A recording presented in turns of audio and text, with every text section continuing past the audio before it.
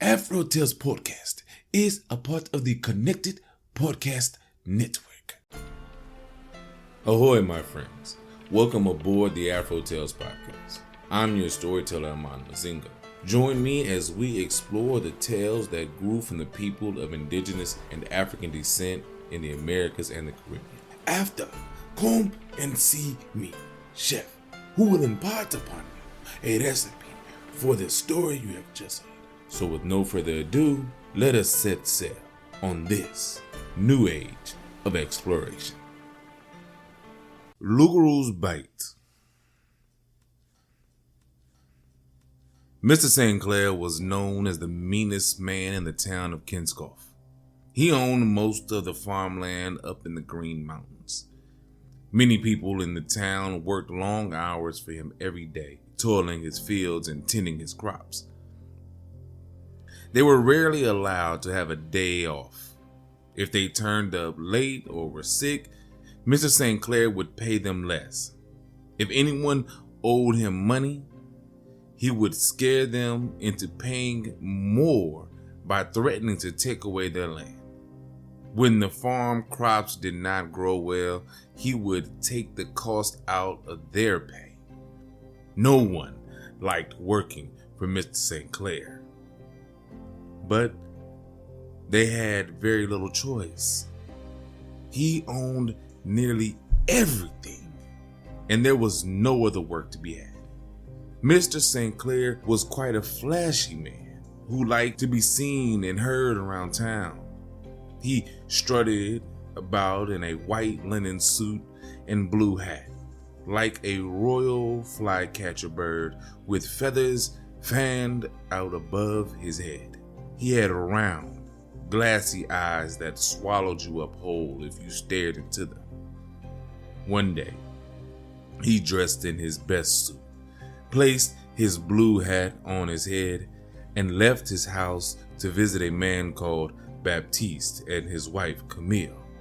They lived in a small farm in one of the low valleys that Mr. St. Clair really wanted. He had offered them lots of money to buy their farm, but they always refused to sell.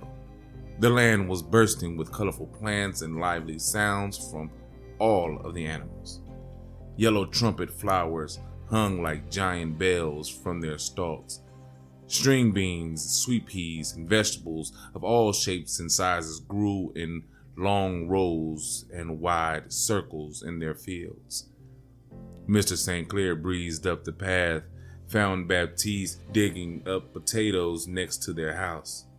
"Hello, Baptiste, how are you?" He smiled and tipped his blue hat to greet him. Baptiste nodded and carried on digging, barely looking up.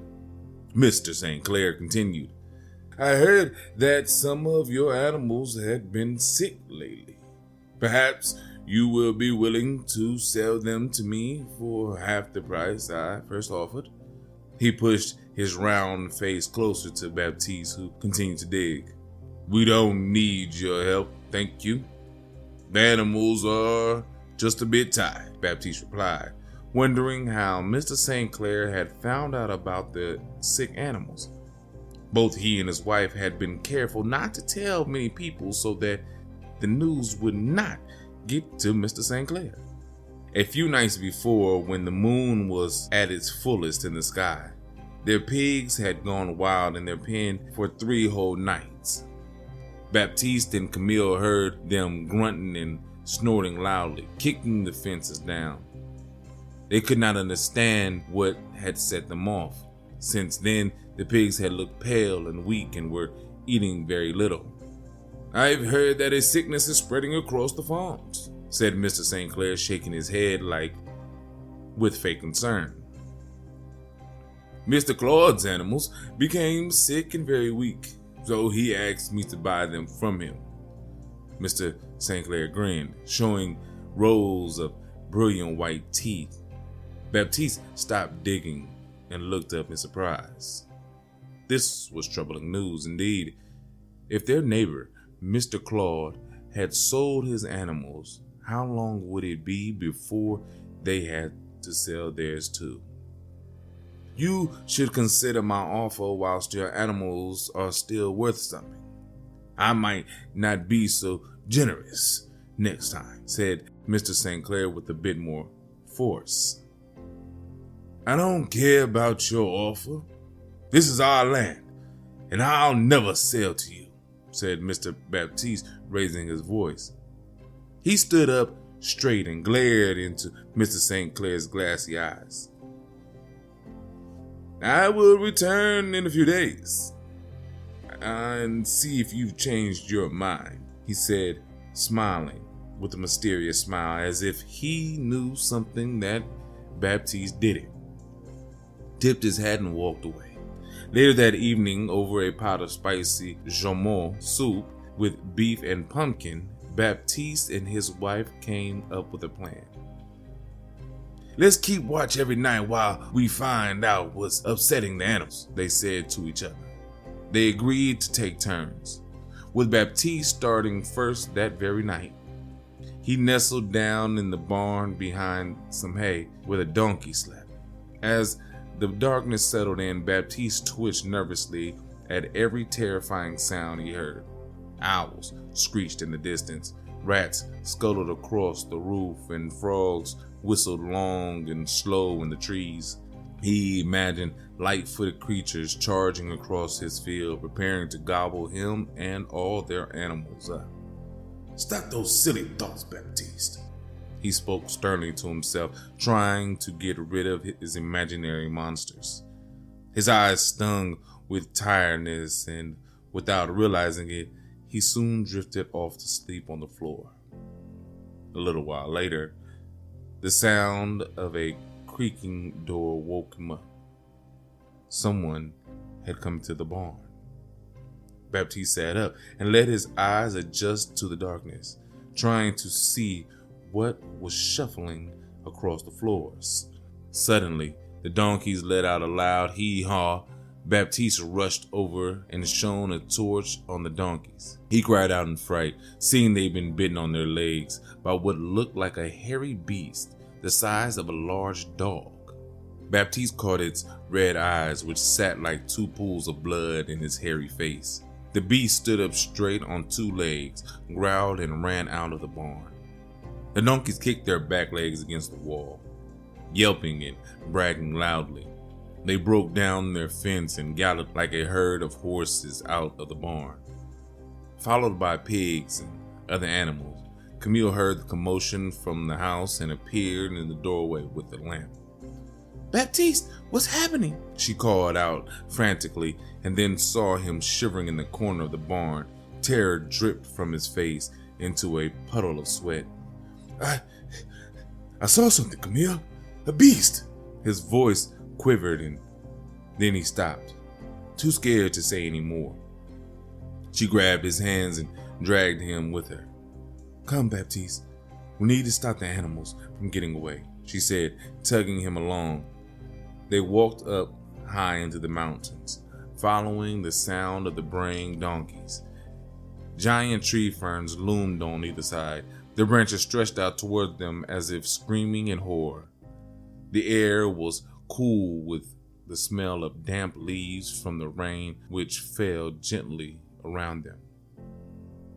Camille, I'm scared. Baptiste was shaking and looking all around them. He did not want to walk any further. He could not get the image of the hairy beast out of his mind. But his wife was determined to find their animals. The moon shone through the trees, casting silvery shadows on the ground. It was the twilight hour, that in-between time which does not belong to the day nor the night. The animals' sounds grew closer and closer, snorting, neighing, barking, growling, all clashed together in a rowdy mess. Baptiste and Camille turned a corner and saw an unbelievable sight. Pigs were leaping through the air. Goats were jumping, donkeys were twirling, and chickens were rolling around on the ground. In the middle of all this commotion sat a hairy beast which Baptiste had seen in the barn. Its face was pointing up to the night sky as it howled into the darkness. Baptiste turned to run, but Camille stopped him. She reached down on the ground and grabbed a handful of dirt. "Rub this on your foot," she whispered. He did what he was told, and then she called out to their animals. "Get back to your homes. Quick now, go." All of the animals suddenly stopped leaping around and scurried back to their pens on the farm. The hairy beast took one look at Camille and ran away into the woods. Baptiste stared at his wife in awe and wonder. How'd you know to do that?" he asked in a trembling voice. Camille told him how she had heard stories from her grandmother, Fabienne, about bewitched animals and shapeshifters. "At the end of the story, she told me that if I come across any hairless pigs or goats sleeping around in magical twilight hours, I must gather earth from the ground and rub it onto my forehead." Baptiste frowned, still not quite understanding why. Camille put on her grandmother's voice and wagged her fingers just as she said, "The earth will protect you, and shapeshifters will never trouble you, my child." Baptiste sighed in relief. He too had heard the stories about shape-shifting animals, but he always believed they were just made-up stories. Now he wasn't sure. The pair walked slowly back to their farm, leading the animals behind them and wondering if the nightmare was over. They needed to be sure that the beast would not come back and harm their animals. The following day, they went to see Jean-Paul, an elder in the town, to ask for advice. His hair was crystal white with all the wisdom of his years, and he was known to carry all of the traditions and stories from generations gone by. If anyone knew how to help them, it would be him. They found Jean-Paul in his garden, resting in a hammock beneath his favorite orange trees. His eyes were closed, but he heard their footsteps approaching and sat up to greet them warmly. "Welcome, Camille and Baptiste. What can I do for you this day?" His gray eyes twinkled with the excitement of having visitors. "Let me offer you some coconut water." He welcomed them into the garden and they sat in the shade discussing the night's events. Jean-Paul listened carefully to their story and shook his head sadly. "You have been visited by a Garou," he said gravely. "A werewolf that comes and bites your animals, leading them into a wild dance at night. That is why they are so weak and sick during the day." "I knew it," said Camille, and told Jean-Paul how they had gotten rid of the Garou. He praised them on their bravery, but said in a somber voice, "It is not over yet." "What can we do to get rid of it?" Baptiste asked fearfully. "If we cannot protect our animals, we won't be able to feed ourselves, and Mr. St. Clair will be by to buy our land. On the next full moon, you must lie in wait with a strong rope and net. When you see it appear, you must trap it and hold it in place." Jean-Paul explained that this is the only way. Baptiste gasped, "But why? Why do we need to catch the beast? Surely it would be better to kill it." "Yes, it's not easy to get rid of a Garou, but if you trap it until sunrise, it will change back into the human and the curse will be lifted forever." Jean-Paul told them, "You will be free of it. There is no other way." Baptiste and Camille looked at each other but nodded grimly, knowing that they would have to face the Garou again. When they reached home once more, Mr. St. Clair was waiting for them. He'd somehow found out about their animals going wild in the night before and wanted to offer his help. He held out a small bag of gold coins. "Why don't you sell me your farm with these troublesome animals? I can take them off your hands right now." His glassy eyes were swimming with greed as he waved the bag in front of them, trying not to look around at the lush land that he wanted for himself. Baptiste shook his head and refused the money, asking Mr. St. Clair to leave. How does he know of our troubles? Baptiste thought. We have only told Jean-Paul, and there's no way the news could have traveled that fast. When the full moon came around, Baptiste and Camille were ready to trap the loup-garou. They secretly hoped that it would never come back. But just in case Jean-Claude was right, they both hid behind the barn that night. Animals were locked in and resting inside. The wind blew stronger through the night air, carrying sweet smells of cinnamon from the mountains. No one heard the loup-garou treading softly in the darkness. No one saw its long teeth glinting in the moonlight. The hairy beast stalked past the barn and toward the chicken coop. It clawed through the ground, trying to dig its way in. The chickens started to fuss and fret, clucking loudly. Baptiste realized something must be wrong. He signaled to his wife, and together they tiptoed in the darkness to where the sounds were coming from. They saw the great big loup-garou and lifted their hands together to throw a large net over it. They pulled the end of the net tightly and tied it with their rope. The hairy beast realized it was trapped and it tried to wriggle free, growling and barking furiously. Baptiste and Camille held on together and watched with wide open eyes as the werewolf shape-shifted. It transformed into a hairless pig, and then a goat, and then a cat. Each change found it hissing and snarling, desperately trying to wriggle free. Camille tied the end of the rope around the trunk of a tree, and the pair sat there, waiting for the sun to rise. It seemed to take hours as the transformations continued until finally the dark sky faded away, leaving sunlight to creep in. Look, Camille. Look, it is changing. Baptiste shook his wife in disbelief, and they saw the loup-garou transform into its true self. Lying in the net, beside the tree on their farmland, was Mr. St. Clair. You are the wild beast that has been terrorizing our animals? Baptiste called out in surprise. Camille stood gaping in disbelief. Please forgive me, I couldn't help myself, Mr. St. Clair begged, countering the net. You wicked man, greedy man. Camille had finally found her voice, and she was furious. We ought to take you through the village and show everyone that you are the loup-garou. No, please don't do that. If you let me go, I promise never to return to Kinscoff Town. I'll leave you all in peace, he muttered weakly. Baptiste and Camille hesitated. They wanted to make sure that everyone could be free from his grasping hands. Before you go, return all of the farms back to their farmers so that they can own their own animals and land. If you do that, we will keep your secret.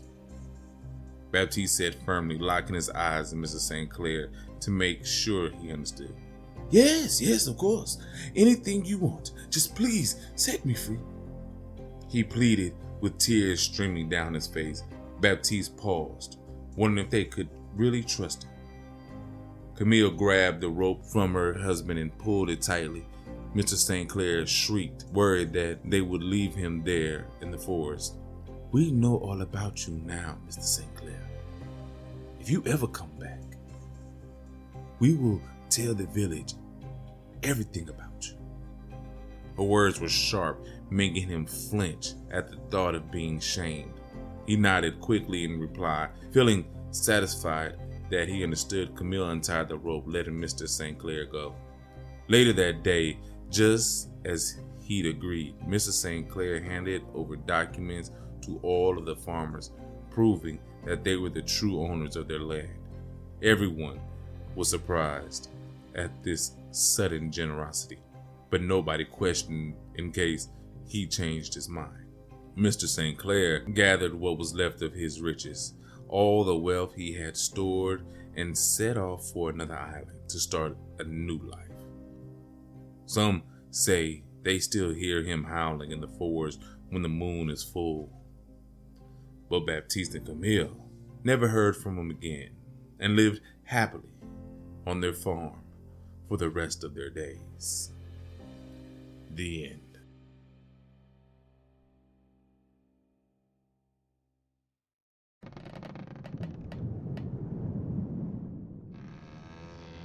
Wow, so this story was crazy, right?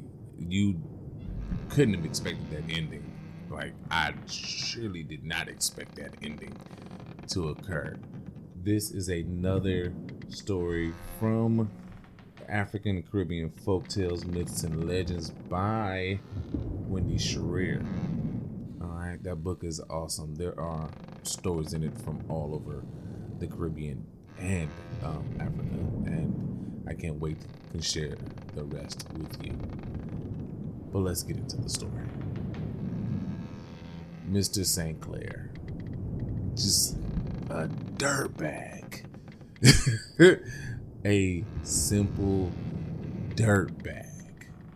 Just scumlord, the worst landlord that you can ever, hope for and not hope for, I should say. And those kind of people still exist today. I don't know how far back you want to say this story goes, but it can go back centuries and it can go back to yesterday, because I know people are dealing with landlords or people trying to get their hands on their land in the same way, to the point where they'll sabotage your productivity to get there. I was intrigued by the Loup and the way it did its damage, biting animals on the hind legs and making them dance a jig, basically having an all-night party, and they're basically hung over the next day. I've read another story about it, in Trinidad and Tobago, I guess they call it ligahoo. Similar being, we know the loup is French for werewolf. Ligahoo is a werewolf shapeshifter type being. Rougarou is the Louisiana version of this. And then you have the skinwalkers for Native Americans, and you have other werewolf stories. And they can be simply a party animal like this one was, all the way up to being a terrifying monster that feeds on people and is looking to destroy, depending on where you come from and in what culture you grew up in, but obviously should not be played with. I love how they captured him with just a net and held him to a tree, tied him to a tree. That was awesome to me. I just love the wife's resolve and, remembering about this story from when she was a little kid and her grandmother, Meemaw, Mama, whatever, Big Mama, whatever you call your grandmother, told her, and that's partly the reason why I do this. These are stories that your grandmother, great-grandmother, great-great-grandmother was passing down from generation to generation. Grandfather too, let's not forget about the men. And this story was awesome. I thought I had recorded the Trinidad version. I did not, so I may have to do that for you Patreon subscribers to give you the Trinidad version of that. Or you have to wait till next spooky season, which is October. Go see Chef. He has a wonderful Haitian recipe for you, and I can't wait to taste what he has created. All right? Until then, have a blessed day.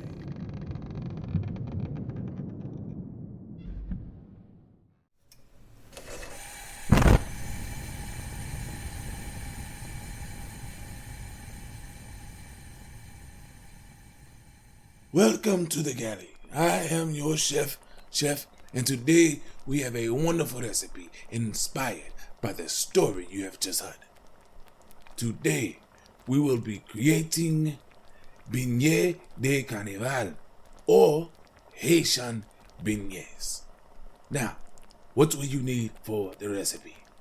1 cup all-purpose flour, 1/4 teaspoon baking soda, 1 pinch cinnamon optional, 1 cup mashed bananas, 2 to 3 medium well-ripened bananas, the riper the better, 1 cup whole milk or 2 tablespoons whole milk plus 2 tablespoons of dark Haitian rum, something like rum Babancourt will do, 1/4 cup granulated sugar, and powdered sugar for dusting if you so desire.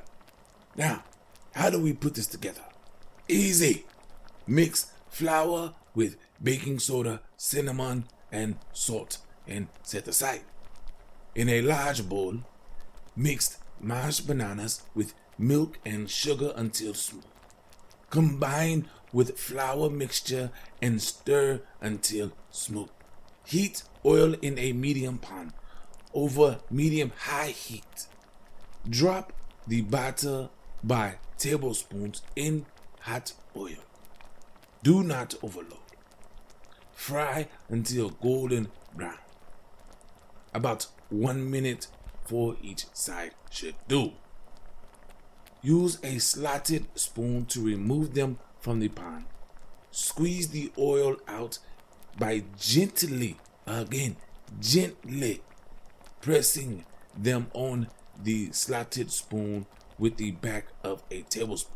Drain on a paper towel. And that is it, my friend. Now, you go do what you do. Make this recipe yours. And until we meet again, remember the story of the Loup. And as always, my friends, enjoy.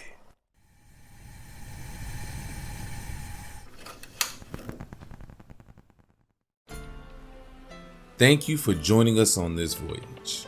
Thanks to Art by Chalet for the logo, episode, and t-shirt designs.